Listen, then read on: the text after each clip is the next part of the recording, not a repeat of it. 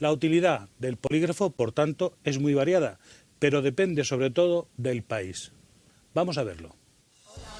El 90% de los currículos recibidos en el Departamento de Recursos Humanos de una empresa contienen datos falsos o omiten información relevante. Los jefes lo saben, cada vez se fían menos de sus empleados y por eso no han dudado en implantar el polígrafo con un claro objetivo: detectar posibles ladrones en la oficina, cazar a los trabajadores que en algún momento han dejado de lado los intereses de la compañía o simplemente evitar su contratación al descubrir sus dudosas intenciones en una entrevista de trabajo. Sin embargo, en Estados Unidos el polígrafo resulta de gran utilidad para el gobierno. El Servicio Secreto o el FBI han recurrido a esta práctica para determinar si una persona dice la verdad. En nuestro país el detector de mentiras se cuela en los dormitorios de los más desconfiados. En privado o en público, como ocurre con los programas de televisión, personas desconocidas deciden someterse a la máquina de la verdad. Tras su éxito, la audiencia de las cadenas se convierte en el otro protagonista. A pesar de que su fiabilidad ronda el 90%, esta prueba no tiene validez en los tribunales españoles. La comunidad científica también lo recibe con escepticismo, y esto se convierte en la principal crítica al polígrafo, en teoría, un instrumento idóneo para descubrir al mentiroso. Charles Spiegel, ¿es cierto que en Estados Unidos el polígrafo es utilizado en las grandes agencias de inteligencia, en la CIA, por ejemplo? Está bien, no solo en Estados Unidos, pero en otros países está bien. Ahora, en la actualidad. En la actualidad. No sí. es un método de hace tiempo, sino que está de plena vigencia. Estaba haciendo eso por muchos años ya, y yo sé con certeza que hay otros países que están usándolo y están buscando instructores para darle información cómo usarlo también. Si los agentes secretos confían en el polígrafo, será por algo. Sí. Porque obtienen verdaderamente datos para juzgar la realidad. Sí. Quiero decir que no es una máquina o un aparato o un instrumento, como decía Mabel, despreciable, sino para tenerlo muy en cuenta. Particularmente, ¿usted cree que siempre le dice la verdad? El instrumento simplemente está recogiendo información.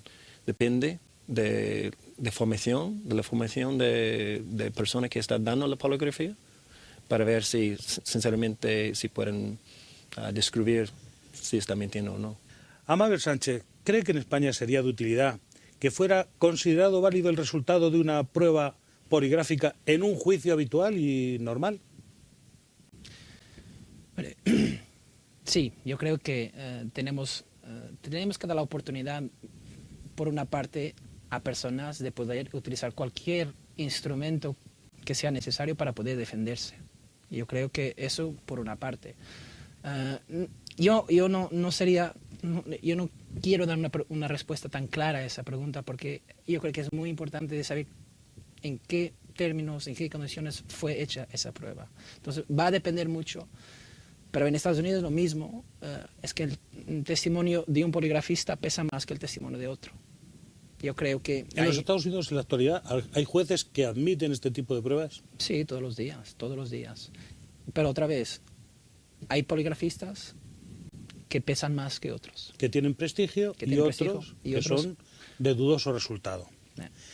¿Es cierto que en ese país, en Estados Unidos, el polígrafo es utilizado por los abogados defensores, por ejemplo, para determinar si sus clientes les dicen a ellos la verdad? Sí, es una herramienta que utilizan para poder medir sus riesgos. ¿Cuál va a ser cuál van a poder ser los problemas que yo voy a poder confrontarme en un juicio?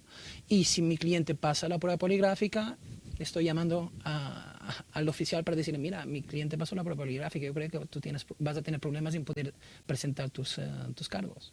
Charles Spiegel, también obtienen buenos resultados en tratamiento psicoterapéutico, es decir, en un momento en el que haga falta ayudar a esa persona. Sí. ¿Es así? Es cierto.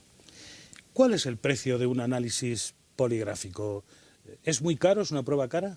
No, debe ser accesible a la gente, a las personas que salgan en libertad condicional. Debe ser un precio accesible a todos, no es muy caro. Ver Forensic, la empresa que usted representa, ¿cómo se encuentra en España? ¿Tiene un hueco? ¿Ve que cada día es más demandada? Sí, absolutamente. Desde que yo llegué aquí en 2005 para ver cómo es la situación aquí en España por el polígrafo, hasta ahora ha crecido muchísimo. Y ¿Las personas que demandan sus servicios son pertenecientes a grandes corporaciones, a grandes multinacionales, o son personas de toda clase y condición, incluso particulares que quieren que usted les saque de dudas? Bueno, yo solo para hablar por Estados Unidos. En Estados Unidos usualmente son agencias de gobierno que nos contratan. ¿En España aparecen en Bureau of Forensics gente de todo pelaje que quiere saber la verdad? Sí. Vamos a ver, nosotros cuando empezamos aquí en 2005 había un campo y mucho trabajo que realizar. Tengo que decir que la televisión, aunque ha sido utilizada en programas tal vez un poco más de entretenimiento, pero ha ayudado a hacer conocer el polígrafo. Hoy en día veo que además de los particulares que vienen, muchas más empresas nos llaman para aclarar robos, casos penales. Entonces sí, yo estoy viendo que cada vez, aunque mucha gente crea que la televisión ha desvirtuado un poco el polígrafo, yo veo que aún así las personas y las empresas están confiando. ¿Por qué? Porque ven que tiene resultados. Usted ha tenido mucho éxito en la televisión comercial, ha averiguado, si decía la verdad, gente muy famosa. Sí. Seguramente nuestros espectadores ya le habrán detectado. Por ejemplo, algunos de los que ha dicho la verdad delante de usted. ¿De qué? ¿Alguna de las personas famosas que se ha sometido al polígrafo con usted? ¿Que haya mentido? No, que haya dicho la verdad. ¿Que ha dicho la verdad? Bueno, yo sinceramente, con las personas que se sometieron a mi polígrafo durante el programa, muchas veces me contaban muchísimas verdades, sí. Es más, el porcentaje de verdades era mucho más grande. ¿Y alguien que ha dicho la mentira? Casi todos mentían un poquito también. Amabel Sánchez y Charles Spiegel, ambos psicofisiologistas forenses de la empresa Bear Forensics de los Estados Unidos, que está aquí y ya adquiriendo gran fama. Muchas gracias por sus interesantes aportaciones.